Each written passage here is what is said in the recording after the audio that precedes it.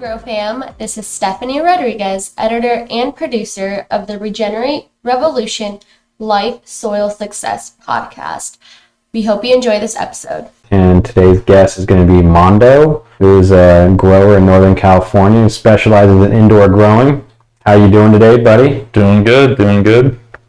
So what brought you into growing? I was introduced into the cannabis world at a very young age. I mean, I assume we all are, right? Yeah. But growing, per se, I was introduced by my grandfather. He has a bad back, so he started growing medicinally back when it was only medicinal. So you're basically a third generation grower now. Yes.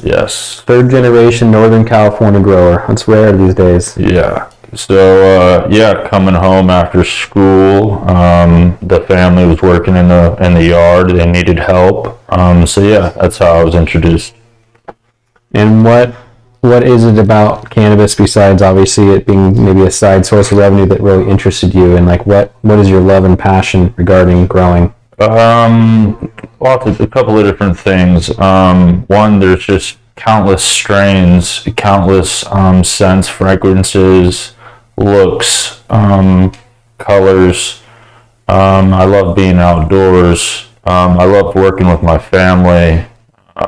Yeah, that makes sense. I mean, for me, it's like variety is the spice of life, and you can this one time you're growing a plant that tends to be purple, one time it tends to be green, orange, red, whatever. Yep. Different smells, flavors. Yep, and then you talk to breeders, and then there's potential of new things, and there's it's true, the grass is always greener on the other side. And it keeps changing. Unlike traditional agriculture where it's like you're growing soybeans, it's the same soybean you're growing for 30 years versus cannabis, 4 months later you might be growing a totally different plant that grows differently. Yep, and it's way stronger than it is 10 years ago, 15 years ago. Yeah. I know, you go from... Every year it gets stronger, and every year they come out with new stuff and new, it just... I remember when I got involved, like in 2001, like it was like 14 to 16% was pretty standard, pretty high in some instances, and then now 28, 30% is the standard that people are wanting. Yep. Whether they really get that test result or not. Yep, and they're pushing for more and pushing for higher. I mean, it's getting pretty wild. Yeah. I mean, what do you think that a lot of growers are doing wrong in terms of, like, you've been cultivating for a long time, so like what is the biggest mistake when you're seeing other people's flower, like that you see they just haven't been trained right, or maybe they're not following like proper rules? Really, like are we talking outdoor, indoor? Like a pet peeve when you walk into somebody's indoor room and you're like, you just look at it and shake your head, like what are those things that you commonly see that they're... The spacing in between plants, or how they're watering. And do you like spacing that's like cleanliness as well? Yeah. Cleanliness is kind of a big thing. Not water on the ground or anything. Just trying to keep manicuring. They're not really pulling leaves or tending to them as much as they should. Yeah, they're not defoliating enough. Yes. Yeah. Yes. And when you go back to spacing, what do you think ideal spacing is? I mean, I said spacing, but again, that's an opinion. Some people, there's many different styles of growing. It depends on the poison you pick. There's disadvantages to every type of growing. I mean, from flood and table to drip lines to outdoor to there's different things, different battles with every style of growing. I said spacing because I prefer not to have my tables overloaded, because I like to have workspace. Yeah, and that's important too. But if you talk to a guy that does Sea of Green, they're gonna say, well, if you have one bad plant, you're losing 2-3 ounces. Yeah. As opposed to me having one bad plant and I only lose 1 ounce or half an ounce, because I have 99 others on the table to take care of. Yeah. So I look at plant spacing as it really depends on the environment too, because Yeah. if you're in an environment where you're chasing humidity or you're chasing cleanliness, I mean, you could have or light space, or light space, height, any of that type of stuff. Yeah, for sure. And like and when we toured some farms in Oklahoma, we see that they want to do the sea of green method, but they forget that if one plant gets powdery mildew because it's very rampant in that area, that now all of them get powdery mildew. Yep. So,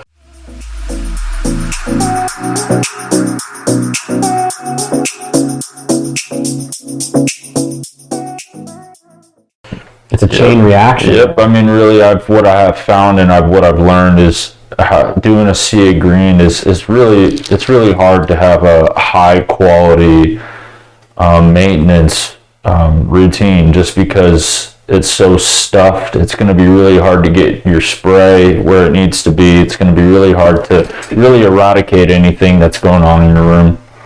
Yeah. I think people underestimate not just controlled indoor environment, but depending on where you live in the country, I mean, I think can make a huge difference. Not only from the cost of power for that indoor room, but if you're not changing your HEPA filters and you're in a space that has mold, mildew in the air, whatever else, people spraying pesticides outside your facility. Yeah, I've walked in many a room and seen black carbon filter pre-filters. I mean, it's rough. I've been in a lot of rough rooms. Yeah, so I mean, it sounds like they need to check their environment, check their airflow. Yeah, they need to check their lighting. Spend more time. Spend more time. I generally say an hour a day kind of keeps the pests away. Yeah, you know what I mean. Yeah, and I mean, are you favoring cocoa? Are you favoring soil? Are you favoring? So I've grown with all mediums right now. What I'm doing is the Hugo blocks. I'm doing the 6x6 Hugo blocks, and I'm doing flood and drain right now. And that tends to give you a nice root mass. And for me, it seems to be the easiest for me as far as transplanting goes. Getting rid of all my garbage after, maintaining my roots, cleaning them, checking my root health, all of those things. I'm able to do all of those things because I rock the Hugo. Yeah, and obviously you've run the cost comparison, and it seems like it's working out. Yeah, I mean, okay, so I've gone to the hydro stores here locally, and the bags of cocoa or soil are ranging from 16 all the way to 22. And, I'm rocking a 8-light room, and I've got 96 plants in there, 100 plants in there. So it's going to be a high cost. I mean, we're talking a high cost just for doing the transplant, and then the pots, cleaning the pots. It would be a lot, and I would need a large work area, a large workspace to do that.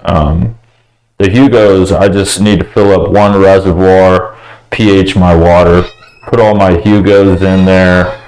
I have my little tray of clones, and then I have my little workspace. It's really convenient. And how are you keeping your root health? Like, what is your root health maintenance program, would you say, with Hugos versus? So that's going to really entail on everyone's recipe. Everyone's recipe is going to be different. Really, you've got to really pay attention to the health of your plants, looking at the leaves, looking at, are they perky? Are they high? Are they dark? Are they lime? You've just got to really pay attention to that. And then also, I live by the ppm meter. I I kind of let that guide me on a lot. And for people that don't know, it's parts per million, and that's pretty much an indication of what is in your liquid that's coming out. Yeah, how hot your feed is. Yeah, and it's going to tell you the strength of your parts per million of the fertilizer components that are dissolved in your water. Yep, and how high or how strong your feed is going to be, that's going to change from strain to strain. Yep, and each strain tends to have its own quirks, right? So some strains will like more magnesium than others, and some of them you can throw a bunch of calcium at it and they'll suck every bit of it up. That's right. So yeah, generally, if I'm planning on switching strains, I talk to people. I try to speak to people that have grown the strain before. I want to talk to them, ask them how maybe they've ran their room, to see if there's been any issues with that type, or to see if I see any common problems between the people I speak to about, so I can kind of ready myself, or maybe I don't want to take those battles on at all. And do you think that correlates to like maybe resin production and how frosty a certain strain could be if you're not quite dialed perfectly into the recipe for that? Oh yeah, for sure. So if your strain or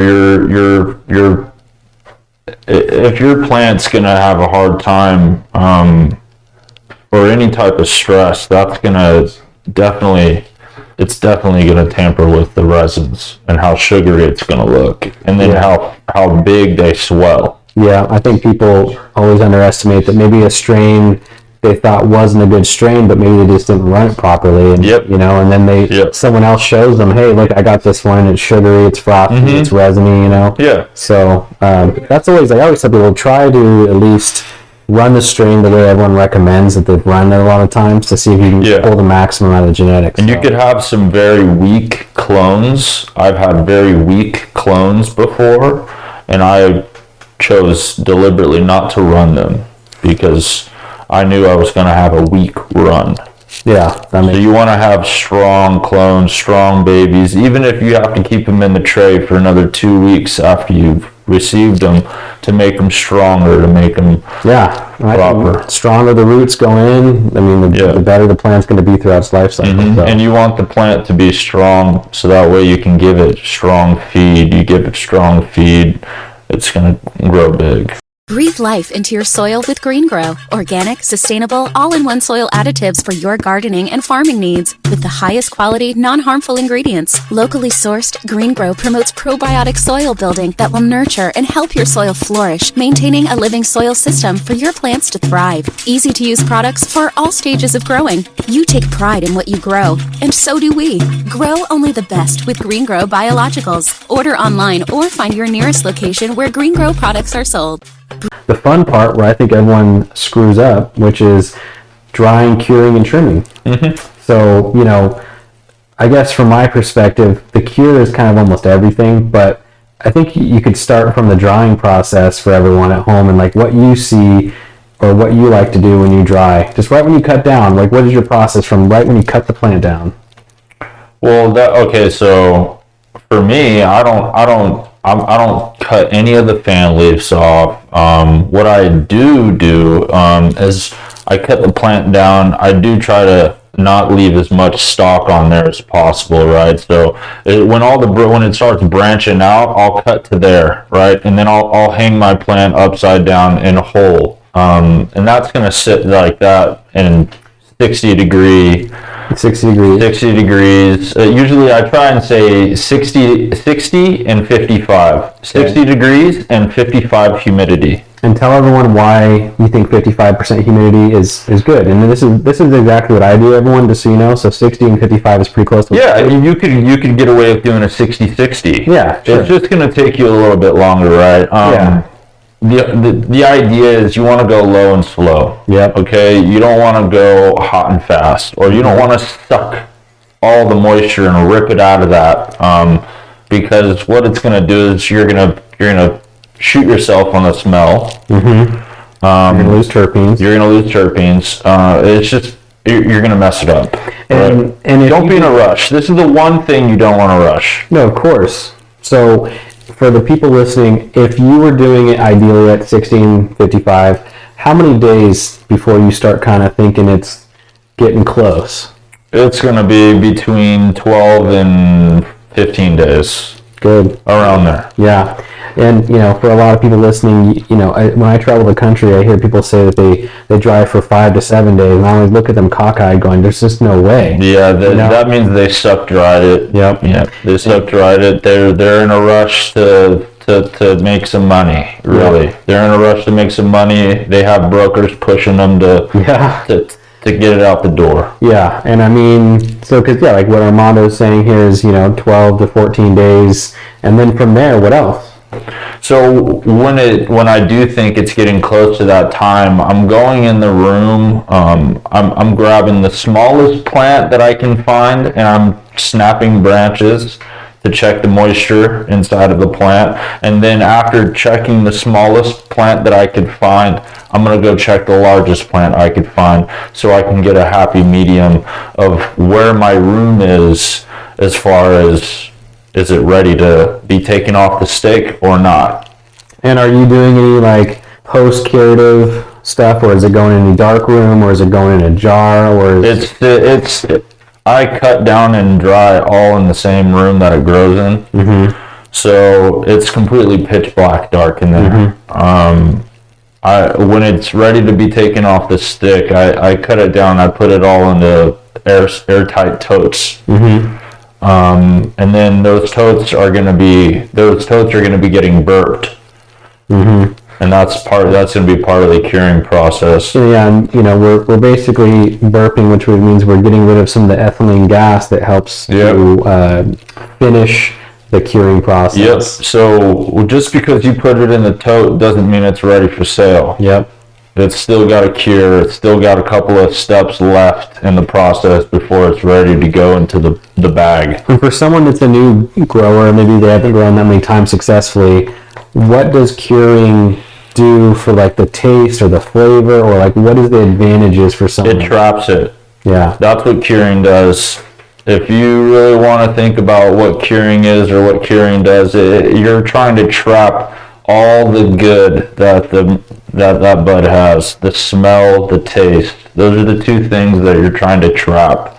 And when you take it off the stick and you throw them all into the totes, there's going to be a lot of moisture picking back up inside of those totes. And that moisture is going to give off a hay smell, mm-hmm. a bad smell. Mm-hmm. And you don't want that smell to be trapped in there with your bud. It's going to smell like that. Mm-hmm. So you're going to want to release, aka burp. Yeah. Burp those totes, give them a good toss. All that bud that's sitting at the bottom, you're going to want to toss that stuff around. You're going to want oxygen to get up in there a little bit. A little airflow. Yeah, just a little bit. Not too much. It's controlled. Yeah, controlled. And are you trimming post, pre, after? So once that stuff is kind of dry to the touch, kind of crisp to the touch, mm-hmm. then I'll begin trimming it up. And then as soon as it's trimmed, I'm throwing them into buckets with rubber seals. Black buckets, rubber seal at the top. Okay, and that's going to be the final storage place until it sells? And even then, it may even need to be burped. Yep. And, technique on trimming. I mean, can you give the audience any type of, like, what would be some good technique to make sure that you're trimming the cannabis appropriately? So, I mean, there's a lot of people that, you could be really, really kind of irky about it, or you could be loose about it. What I have found is the looser the trim is going to be, the cheaper the pounds are going to be. The tighter the cut, the more pretty your stuff is going to be. Mm-hmm. You're going to lose a little bit of trimming weight, but in the end, your product's going to look better. I think so too. I mean, I think hand trimming has always looked a lot more presentable than like a machine trim. Yeah, the machine's going to be a looser cut. It's going to make your pounds look, they're going to look a little worse. Yeah. When you have that loose cut on your pounds, you're going to put all your pounds in one place. You're going to have a lot of duff at the bottom of your pounds from that loose. Yeah. And then you might have some complaints. It's just not as presentable. So when you're trimming, you want to have a tight trim, and you want to stay away from machines. Yeah, I think so too. I mean, the machines are going to knock off some of the trichome heads and sorts of things that you want. Yep, and I've never met a machine that gives you 100% back. They're gonna eat up ounces from your crop. And like, do you post-process any of the trim, or what do you do? What's your process? So with all the trim and all of that, all those whatnots, sometimes I'll make butter.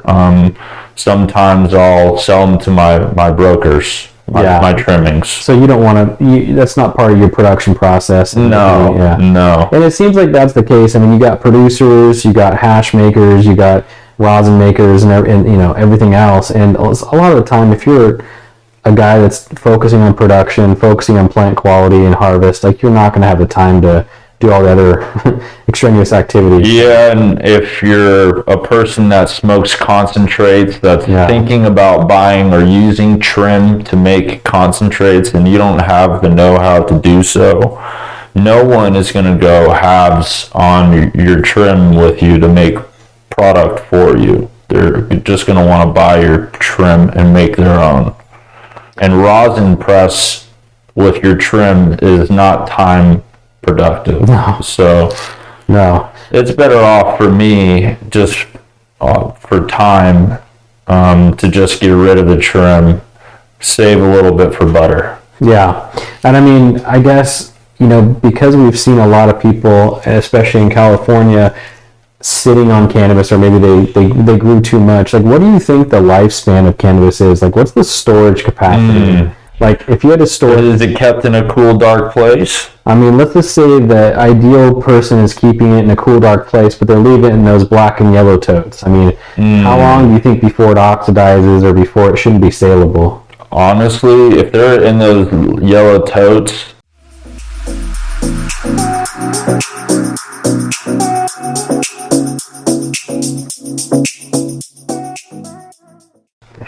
It's probably safe to say just a couple of months, 2 months, probably. I've seen green bud be thrown in those black and yellow totes, and a couple months later they're brown. Yeah, we've seen a lot of that, and that's all up and down Northern California. We've seen people just, all right, well, I'm just going to store it in a dark warehouse in those totes for 6 months. And but they open the totes and then they close the totes, and they're trapping oxygen inside of the totes, and there's oxygen in there, and just because they're keeping it in a cool, dark place isn't compensating for the action they just did. So, like, if someone was going to store weed for 6 months before they sold it, is there any advice you'd give them? Is this going to be trimmed, or is this going to be pre-trimmed? If it's going to be pre-trimmed, I would suggest throwing them inside of turkey bags first, and then throwing them inside of individual buckets, 2 per bucket. Okay. And what if they already bit the bullet and they trimmed everything and then they lost their buyer for a while? Like, what could Same deal. Yeah, 2 per bucket. Okay. And it's sealed and... Yep. There's no air or light or anything getting in there. Mm-hmm. Okay, yeah. If you really wanted to be extra safe, you could always food safe. Vacuum seal your stuff. You could do that too. Yeah, and I've seen people just be careful of the stems. Yeah, because I could poke right through the back. Yep, and then you go check on your stuff a couple months later, and it's brown. Yeah, and then you try to sell it to somebody for $50 a pound. Yeah, and then you have a big problem. All right. Hi guys, it's Stephanie Rodriguez, and I'm jumping in because the last question that Mark asked Armando didn't get recorded, and that was if there's any advice that you'd like to give beginners or people that are growing in general, and this is what he had to say. Any advice that I would give to anybody beginning growing or growing at all would be, for starters, would be to pH your water. And second to that would be to spend an hour a day inside of your room to keep all the problems away. Thanks for coming on, Armando. He did not want to plug anything for himself, but per usual, you can find GreenGro on YouTube at GreenGro Biologicals, Instagram, The GreenGro, and our website, thegreengrow.com.